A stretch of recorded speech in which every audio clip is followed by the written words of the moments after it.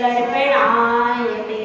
पंच परमेश्वरी भगवान की 1008 शांतिनाथ भगवान की, परम पूज्य आचार्य श्री समंतभद्र स्वामी की, परम पूज्य आचार्य श्री आदि सागर महाराज की, आचार्य श्री महावीर कीर्ति महाराज की, आचार्य श्री विमल सागर महाराज की, आचार्य श्री तप सम्राट सन्मति सागर महाराज की, आचार्य गुरु सुंदर सागर महाराज की, समय विश्व धर्म की, जिनवाणी माता की,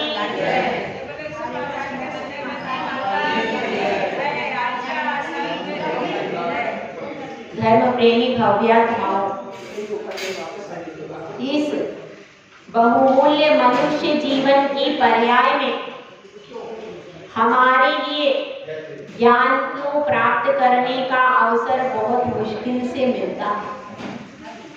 शेष सारे कोलाहल के अवसर तो पूरी जिंदगी में मिलते रहते हैं, लेकिन ज्ञान को प्राप्त करने का अवसर बहुत मुश्किल से मिलता है।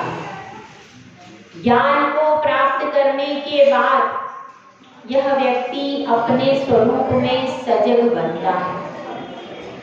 तो इसलिए आप सब आचार्य समंतभद्र स्वामी की देशना को सुन रहे हैं। आचार्य समंतभद्र स्वामी ने शिक्षाव्रतों का कथन किया है और उन शिक्षाव्रतों में सामायिक शिक्षाव्रत तक का कथन हो चुका है। अब आगे शिष्य पूछ रहा है कि हे भगवान, सामायिक में तो यह जीव आत्मा के निकट हो जाता है, लेकिन क्या कोई और भी ऐसा उपक्रम है जिसमें यह जीव आत्मा की बिल्कुल निकट पहुंच सकता है? तो इस प्रश्न का समाधान करते हुए आचार्य परमेश्वरी यहाँ पर गाथा दे रहे। गाथा नंबर 106। 105 तो कल हो चुकी है। 105 मैंने बता दिया था, ये सारा सामायिक प्रत्य अतिचार हो चुके हैं कल, अनादर और स्मरण। कल अतिचार बता दिए थे भैया, सब हो चुका है। ये प्रोषदोपवास शिक्षाव्रत का लक्षण 106 नंबर की गाथा चलेगी। पर्वर्ण्यष्टम्यां च ज्ञातव्य प्रोषदोपवासस्तु चतुरभ्यवर्हाण्यानां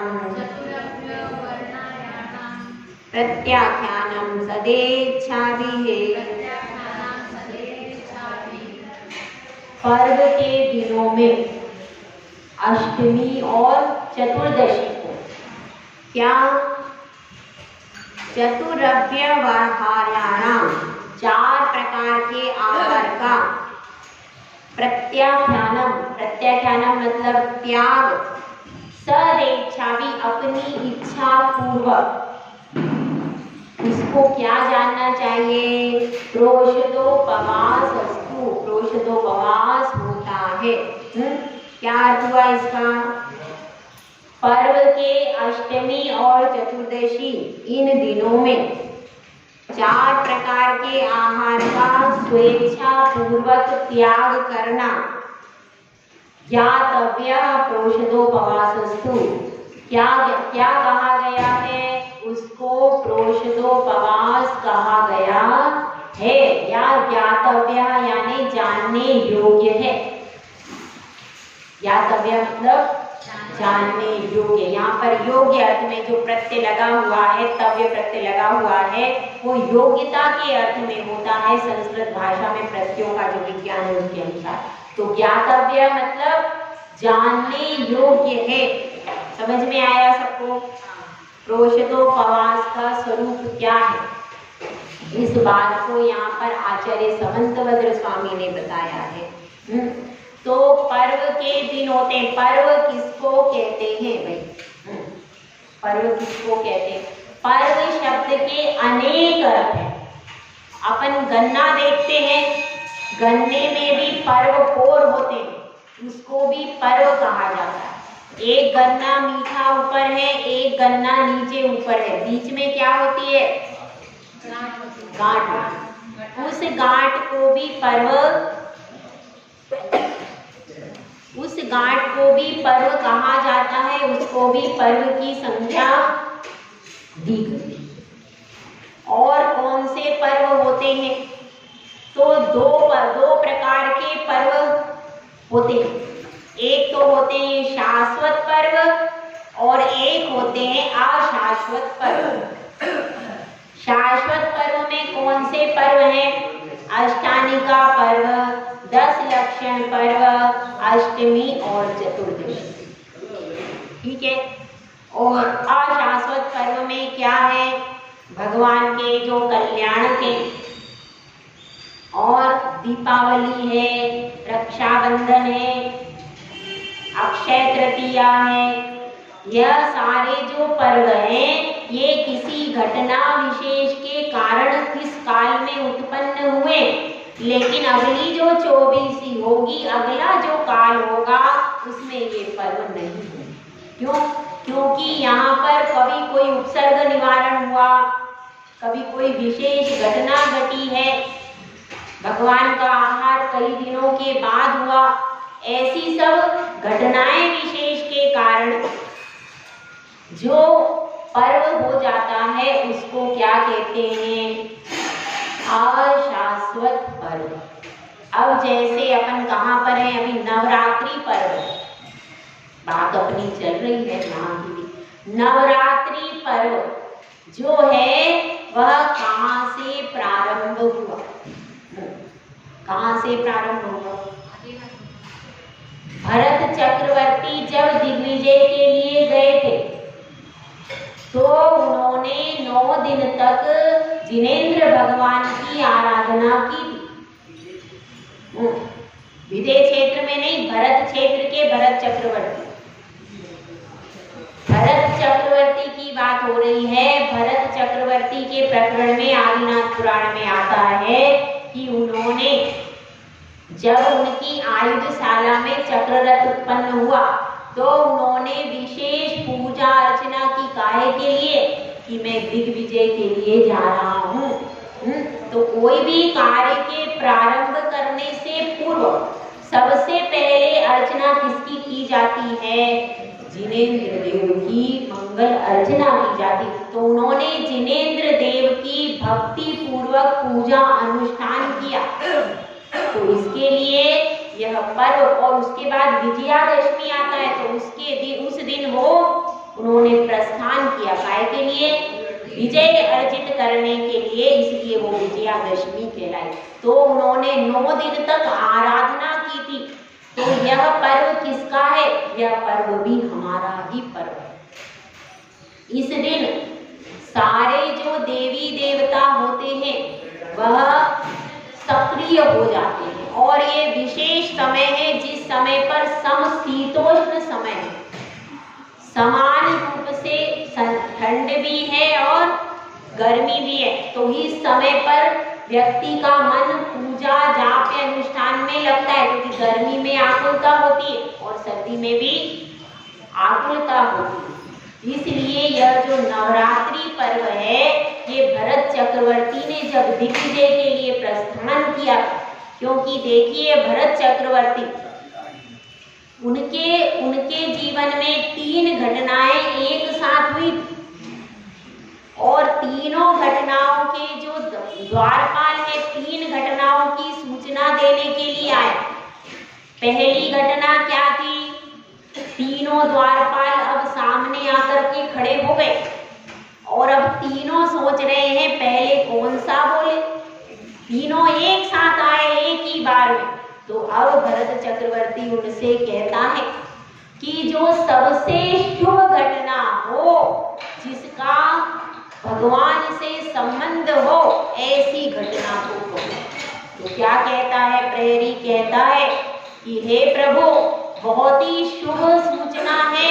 आदिनाथ भगवान को क्या हो गया है? केवल ज्ञान की उत्पत्ति हो। तो उसको सुन करके भरत चक्रवर्ती का रोम रोम उल्लसित हो गया कि अब मेरे कानों को क्या सुनने को मिलेगा? धर्म का उपदेश सुनने के लिए मिलेगा। उसका रोम रोम पुलकित हो गया। फिर उसके बाद उन्होंने क्या कहा? उसके बाद उन्होंने कहा कि अब जो उपलब्धि हो गई हो उसका वृतांत कहो, जो हमारे भवन में उपलब्धि हुई हो उसका वृतांत कहो। तो कहते हैं कि अंतःपुर में पुत्र रत्न की प्राप्ति हो गई। ये दूसरा समाचार।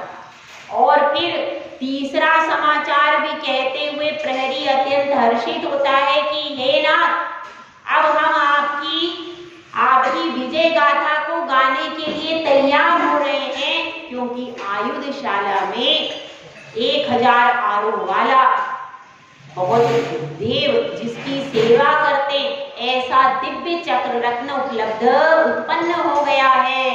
तो हे स्वामी, उस चक्र के दर्शन के लिए आप चलिए। जब इस तरह से तीनों प्रहरी अपनी बात करते हैं तो अब भरत चक्रवर्ती विचार करता है कि तीनों शुभ सूचनाएं हैं, अब मुझे कहाँ जाना चाहिए। एक तरफ अंतरपुर में रानी है, एक तरफ क्या है आयुधशाला में चक्ररत्न है, और एक तरफ मेरे पिताश्री और भगवान आदिनाथ हो गए हैं। आज उनको भगवत्ता की प्राप्ति कब बनते भगवान। भग का अर्थ है ज्ञान और वान का अर्थ है सहित, यानी केवल ज्ञान से जब सहित हो जाते तब भगवान की संज्ञा होती है। ऐसे ही नहीं होता, भगवान बनना सरल काम नहीं। हम किसी को भी कहने लगते, किसी को भी भगवत्ता की संज्ञा मत देना।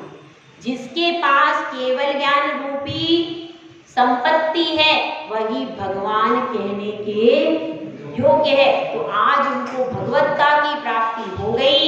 तो सबसे पहले पूजनीय वंदनीय तो पंच परमेष्ठी ही है, और आज मुझे साक्षात अनंत का दर्शन होगा। इससे बढ़कर के और कोई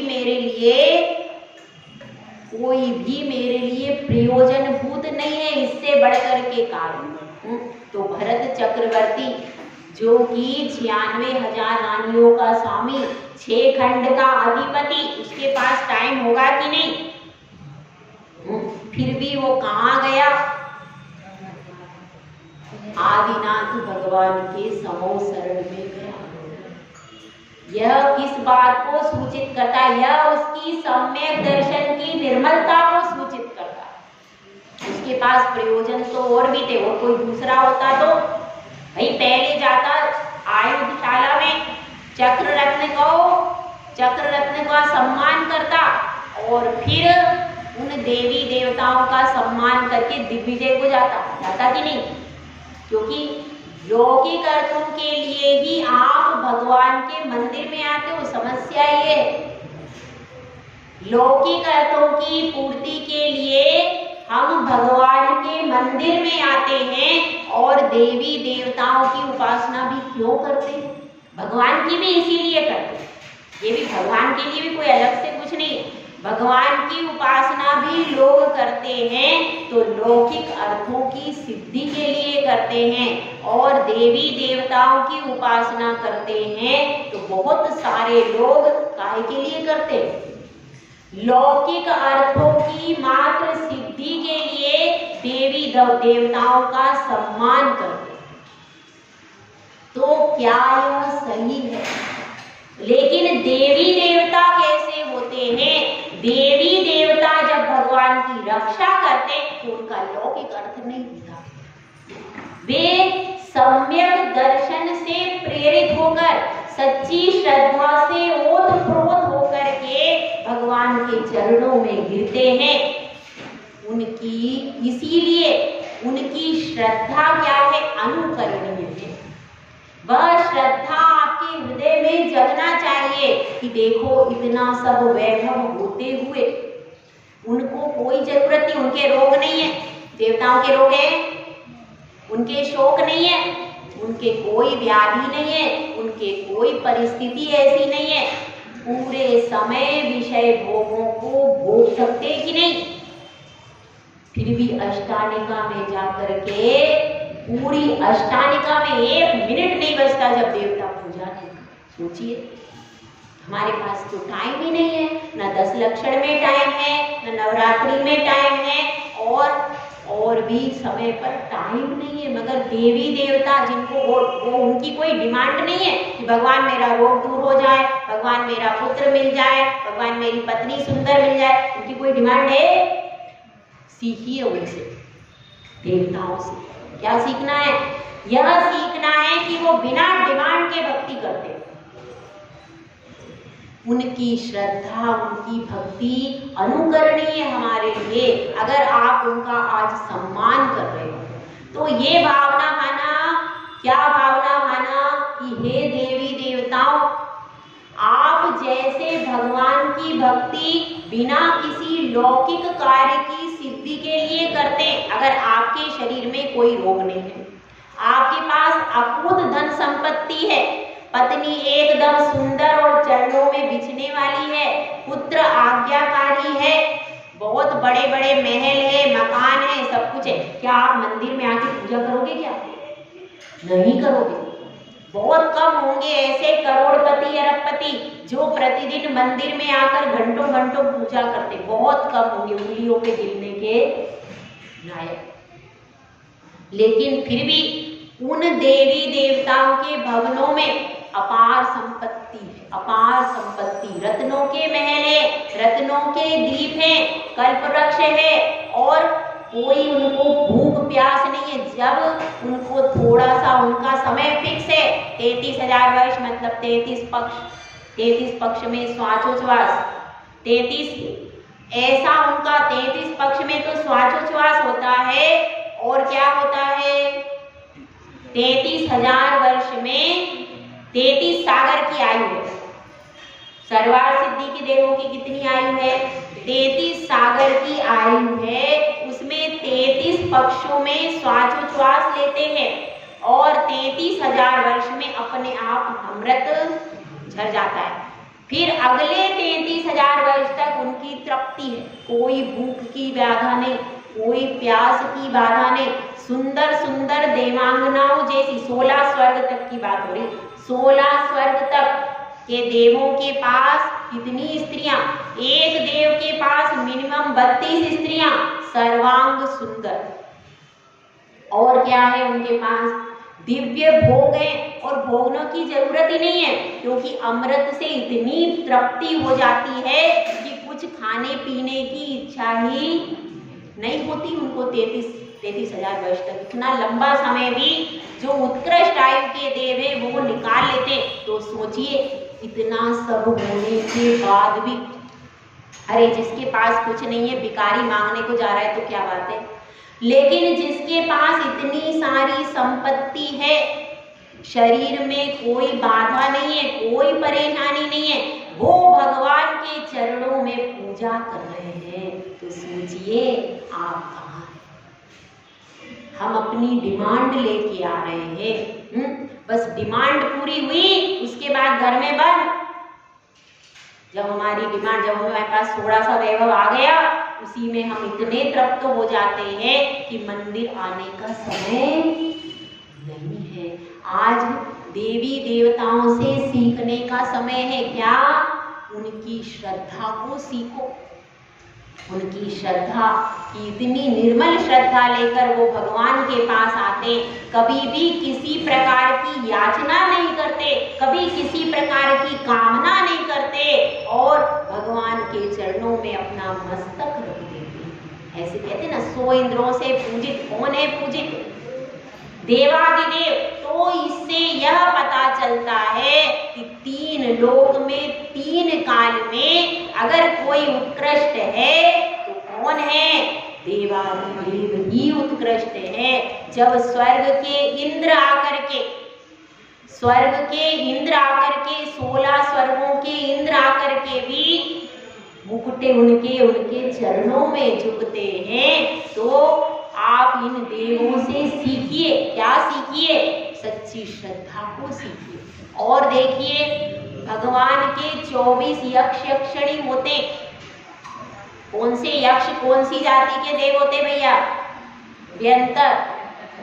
व्यंतर जाति के जो होते हैं 24 यक्ष यक्षिणी होते हैं, और वो फिर क्या हो जाते, पहले तो मिथ्यात्व सहित उत्पन्न होते हैं, लेकिन फिर तुरंत ही वो सम्यक दर्शन को प्राप्त करते हैं और सम्यक दर्शन सहित मरण करते हैं और भविष्य में ये सब मोक्ष में जाते हैं।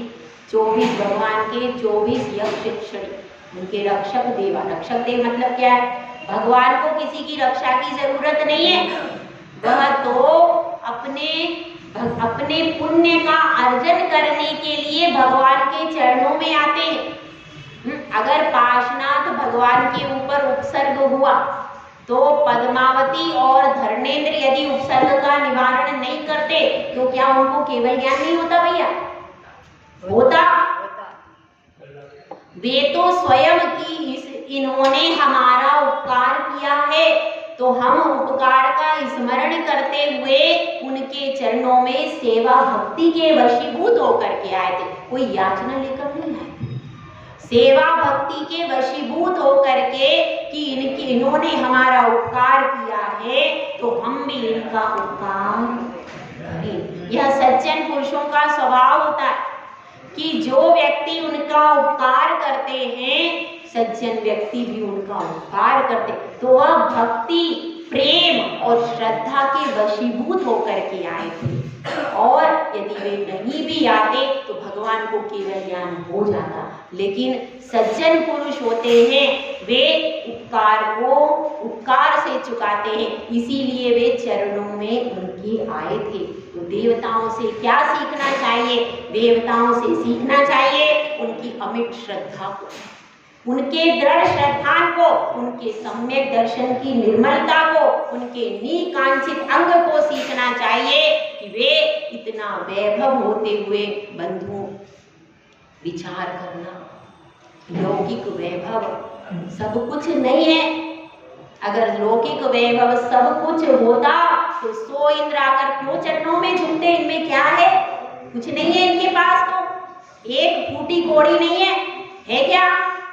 नहीं है। लेकिन फिर भी वे 100 इंद्र आत्मभैभव रूपी संपदा, अनंत ज्ञान, अनंत दर्शन, अनंत सुख, अनंत वीर्य, वे जानते हैं कि भैया अपना तो यही संपदा है, ये तो 4 दिन की चांदनी है और उसके बाद जैसे ही आयु कर्म छीन हुआ और आप फिर कुतवाली बिनचार वही फिर खुरपारू जाली। अगर विषय भोगों में ही भ्रमण करते हुए हमारा मरण हो गया तो हम एक इंद्रिय में भी जा सकते हैं, हमारी त्रियंश गति भी हो सकती है, कोई ठिकाना नहीं है। और अगर हम मन में पंच परमेष्टि का स्मरण करेंगे तो हमारी दुर्गति नहीं होगी। ललितांग देव का कथन आता है, अभी हम आदि पुराण का स्वाध्याय कर रहे थे, परसों भी आया है। ललितांग देव ने जब उसकी माला मुरझा गई, कल्पवृक्ष कांपने लगे, तो उसने जान लिया कि मेरी आयु अब 6 महीने में मेरी आयु छीन हो जाएगी। तो फिर उसने क्या किया, एक वृक्ष के नीचे जाकर के बैठ गया और वहां पर तो त्याग नहीं हो सकता, लेकिन उसने पंच परमेष्टि का स्मरण किया और स्मरण करते करते ही अदृश्य हो गया। क्योंकि देवों में यही व्यवस्था है, उनका शरीर जैसे ही आयु छीन होता है वैसे ही उनका शरीर अदृश्य हो जाता है। तो ये सोचिए वह देव भी पंच परमेष्टि के नमस्कार पूर्वक शरीर को त्याग कर रहा। महत्व किसका है? पंच परमेष्टि। ये इस बात से हमें पता चलता है। तो अगर हम देवी देवता का सम्मान करते, सम्मान के योग्य हैं वे कौन? यक्ष यक्षिणी इसलिए सम्मान के योग्य है। और यह भावना माना जिस प्रकार से आप भगवान के चरणों में रहते हो, हम भी जिनेंद्र भगवान के चरणों में ही रहे और हम कभी भी मिथ्यात्व का सेवन न करें। जिस प्रकार से 24 तीर्थंकर के 24 यक्ष यक्षिणी एक क्षण के लिए भी मिथ्यात्व का सेवन नहीं करते, किसी भी परिस्थिति में सेवन नहीं करते, तो हमको उनसे ये सीख लेना चाहिए, ये प्रेरणा लेना चाहिए कि हम भी किसी भी परिस्थिति में मिथ्यात्व का सेवन नहीं करेंगे। हम यहाँ पर जो सम्मान करते हैं वे तो हमारे जैसे ही हैं, उनके पास भी वस्त्र है, आयुध है, फिर क्यों सम्मान करते? इसलिए सम्मान करते हैं कि आप यक्ष यक्षिणी कौन है, सम्यक दृष्टि, ये कहाँ आया है? त्रिलोक सार त्रिलोक परिणति में उनका पर फिक्स हो चुका है। आपके सम्यक दर्शन की जानकारी सिर्फ आपको होगी, और ऐसे कितने लोग होंगे जो इधर भी आ रहे हैं, उधर भी आ रहे हैं और किधर जा रहे हैं उनको खुद को पता नहीं।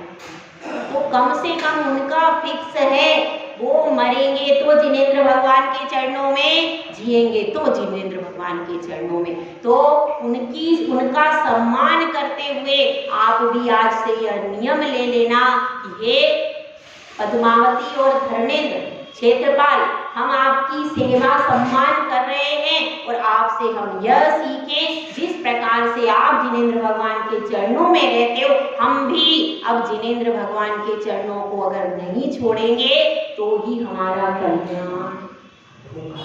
यह सब शिक्षा ग्रहण करने योग्य है। और नवरात्रि पर्व में जितनी भी आप जाप करते हो, जाप विशेष की जाती है, संघों में भी जाप की जाती है। हमारे आचार्य जो हैं इसमें उपवास भी करते हैं साधु, क्योंकि ये विशेष पर्व है। इसमें जाप करते हैं, पूजा भी करते हैं, जिनेंद्र भगवान की श्रावक गण विधान भी बड़े बड़े किए जाते हैं। सलूम्बर में थे तो उस समय बहुत विधान किए गए, विधान भी होते हैं। आचार्य नवरात्रि पर्व में कई बार सिद्ध चक्र मंडल विधान किया है आचार्य ने, इटावा में किया।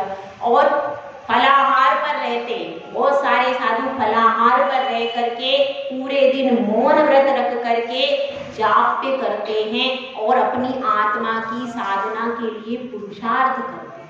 तो हमारे पास भी यह पर्व आया है, तो इसमें सर्वोत्कृष्ट क्या है कि आत्मा की साधना का पुरुषार्थ करो। वह साधना का पुरुषार्थ नवरात्रि पर्व में, 10 लक्षण पर्व में, अष्टानिका पर्व में विशेष फलीभूत होता है। यह पर्व किसी और का पर्व नहीं है। किसका पर्व है? हमारा ही पर्व है। जितने भी पर्व निकले हैं वे सारे जिनागम से ही निकले हैं। बाद में लोगों ने उसका रूप विकृत कर दिया और अन्य लोग उसको तरह तरह से पूजने लगे। तो इस बात का अपने को ध्यान रखना है। देखिए एक गाथा पढ़ते हैं अपन। अब इसमें बताया गया है कि आत्मा के निकट उपवास किस तरह से होता है।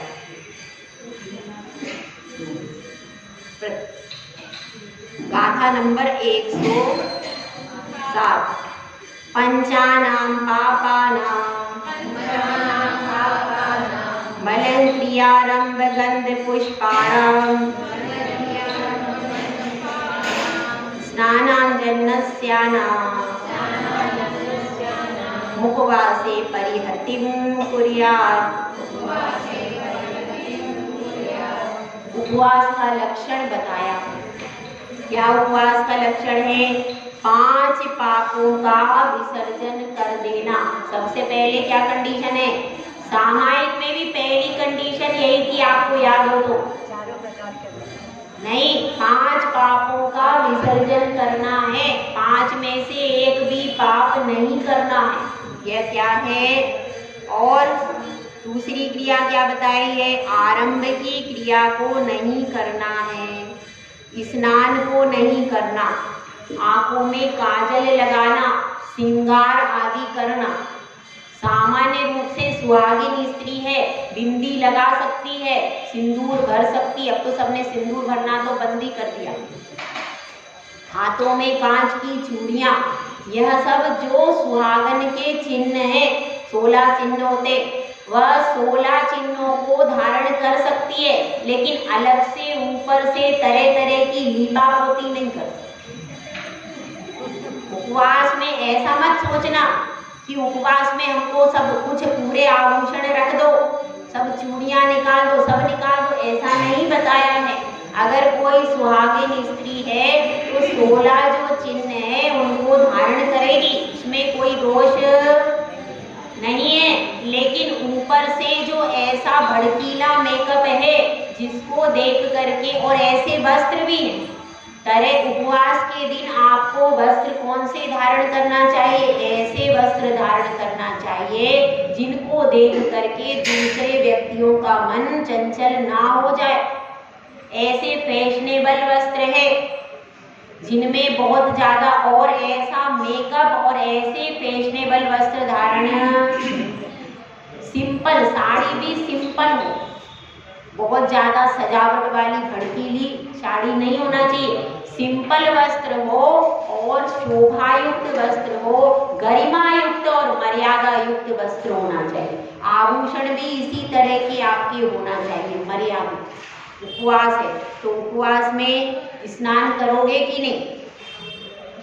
स्नान तो करेंगे, पर स्नान मात्र आप गर्म जल से करो, ठंडे जल से भी नहीं करना चाहिए, क्योंकि उपवास में क्या हो जाता है, कई बार सर्दी आदि की समस्या हो जाती है और आपको उपवास में प्राशुद्ध जल का ही प्रयोग करना चाहिए। सर्वोत्तम यही है, पानी को हल्का गर्म करके ही उपवास में स्नान आदि करना चाहिए, कच्चे जल से नहीं करना चाहिए। आप उपवास कर रहे हो तो प्राशुद्ध जल का प्रयोग करो, प्राशुद्ध जल से अपना क्या करो, स्नान करो मात्र।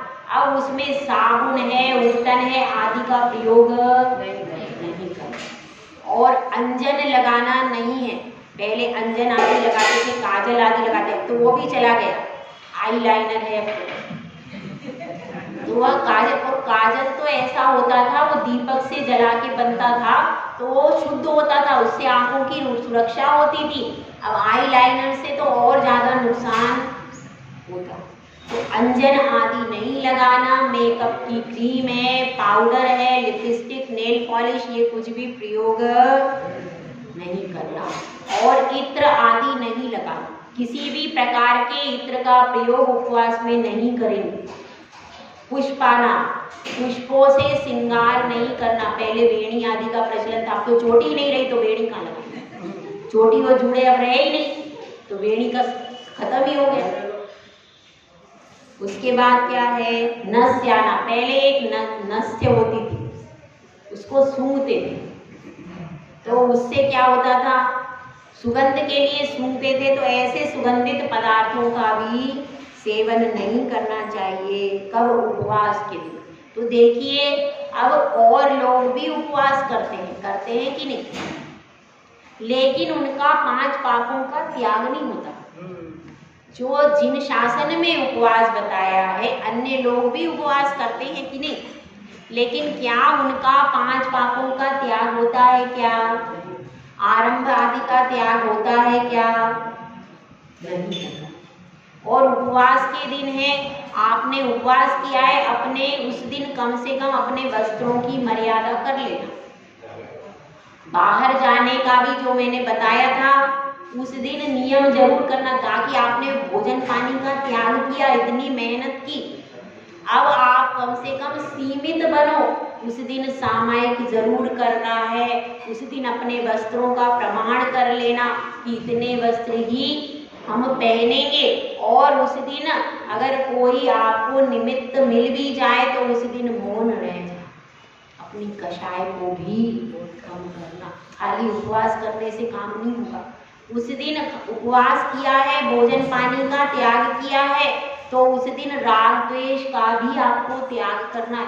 कभी निमित्त ऐसा मिलता है तो भी आप, आज मेरा क्या है, उपवास है, इसलिए क्या करना, क्रोध मान माया लोभ को भी छोड़ना, क्योंकि कषाय भी हमारे लिए अहितकर ही है। हितकर तो अशन अपना स्वभाव क्या है, अनशन स्वरूप, अनशन स्वभावी आत्मा है।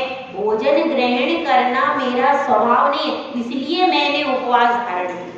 लौकिक अर्थों में नहीं किया कि मेरे परिवार वाले आएंगे और मुझे क्या करेंगे, सम्मान करेंगे, तरह तरह की साड़ियाँ मिलेंगी, वस्त्र मिलेंगे, सब लोग आकर के बड़े मंच पे उठाएंगे। और ऐसी भावना से यदि उपवास करते हैं तो उसका कोई प्रयोजन नहीं। अन्य जगह पर उपवास के बाद सम्मान करते, हमारे यहाँ भी होता, लेकिन सम्मान की भावना नहीं होना चाहिए।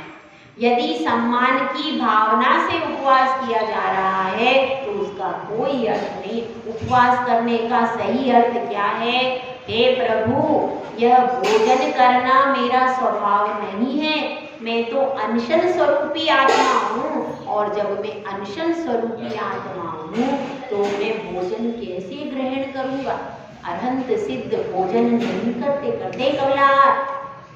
कवलाहार नहीं करते। अभी सिर्फ कवलाहार की बात हुई, कवलाहार अरहंत सिद्ध नहीं करते, और मेरा भी स्वभाव कवलाहार को ग्रहण करने का नहीं है। मैं अनशन स्वभावी आत्मा हूँ, इसलिए मैं उपवास को ग्रहण करता हूँ। ये भावना उत्कृष्ट बनानी, ये आपका लक्ष्य होना चाहिए।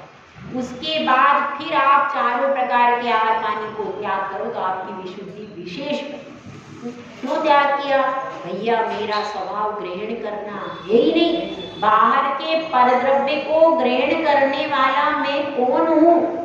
और परद्रव्य जब जब अंदर जाता है तो विकार उत्पन्न करता है कि नहीं? करेगा, विकार उत्पन्न करता है। इसीलिए समस्त विकार वर्जित भगवान की अर्चना कर रहा हूँ, वही मेरा लक्ष्य है।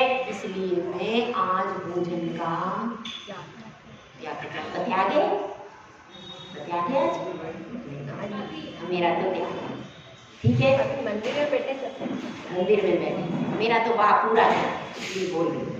ठीक है, तो अब अपने को समझना है कि उपवास के दिन ये सब क्रियाएं नहीं करना। और जैसा हमारा 5 पापों का पूरा त्याग होता है, हम कोशिश करते हैं, अगर कोई घर में कोई सास है और बहू है, बच्चे आदि हैं, तो सास क्या प्रयास करती है?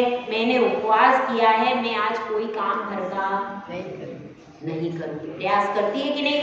प्रयास करती है वो कि मैं कोई भी काम घर का ना करूंगी, आज आरंभ का काम। तो इसी प्रकार से यदि आपके घर में कोई दूसरा व्यक्ति अवेलेबल है तो आप जिस दिन उपवास करो उस दिन उसके ऊपर सौंप दो, और जिस दिन उसका उपवास हो उस दिन आप भी करो। ऐसा नहीं है भैया एक तरफा। जिस दिन अगर उसका कभी उपवास है तो आप उसका सहयोग करो, और जिस दिन आपका उपवास हो उस दिन वह सहयोग करे। तो इस प्रकार से हम आज नवरात्रि पर्व है, बहुत शुभ पर्व है, इसमें सब प्रकार की सिद्धियों की उपलब्धि हो जाती है। तो हमें कौन सी सिद्धि प्राप्त करनी? हमें तो सिद्धत्व की सिद्धि प्राप्त करनी, वही हमारा लक्ष्य है। और उसी सिद्धि के लिए पुरुषार्थ जो कर रहे हैं, ये यक्ष यक्षिणी भी अभी कौन सी देव पर्याय में है, ये भी पुरुषार्थ वर्तमान में भी कर रहे हैं। प्रतिदिन पूजा आराधना करते, उनके चैत्यालय है, उसमें पूजा आराधना आदि करते, और भी मंदिरों में भी जाकर आराधना करते हैं, और अपने पापों का प्रक्षालन कर रहे होंगे, अभी भी कर रहे होंगे। जो क्षेत्रपाल पद्मावती वे पूजा अर्चना करते होंगे नवरात्रि में, तो हम भी जिनेंद्र भगवान के भक्त बने और पूजा अर्चना करें। जय बोला जय सिंगर साहब महाराज की जय।